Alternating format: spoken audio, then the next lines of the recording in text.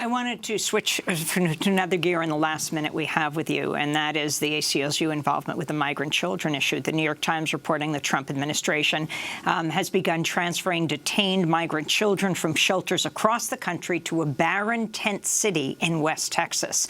The Times reports hundreds of children being sent each week from shelters to the tent city, which currently houses 1,600 children. The facility reportedly has no school. Children have limited access to legal services. The U.S. government's now detaining a record 13,000 migrant children.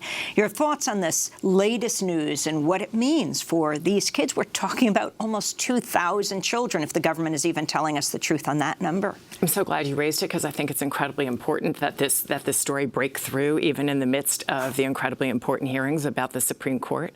As you've indicated, this is just a horrific story. We have more children in detention now than ever before. We have children being bused in the middle of the night. We have children without school. This is all being done with our tax dollars, right? This is another reason to be reaching out to your members of Congress, to be urging them to stand up, including to sort of withhold and withdraw money from DHS.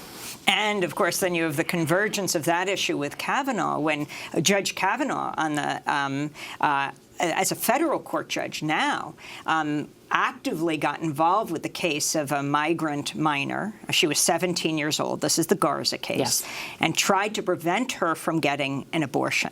That decision was overruled, and this young woman, Jane Doe, got the abortion. But it was Judge Kavanaugh now who intervened in that.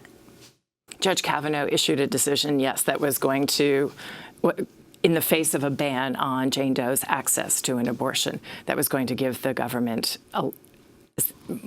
time, shall we say, to continue to look for a sponsor, time that really meant further delay, time that didn't respect the fact that the government's obligation is not to bar any of us from having access to abortion. Well, Louise Melling, we want to thank you for being with us, Deputy Legal Director at the ACLU. Again, in a rare move, the group has decided to oppose Judge Brett Kavanaugh's nomination to the Supreme Court and is now running an ad campaign in key states to target senators on their position on Judge Kavanaugh. This is Democracy Now! When we come back, a new NAFTA? We'll talk with Lori Wallach. What does it mean? Stay with us.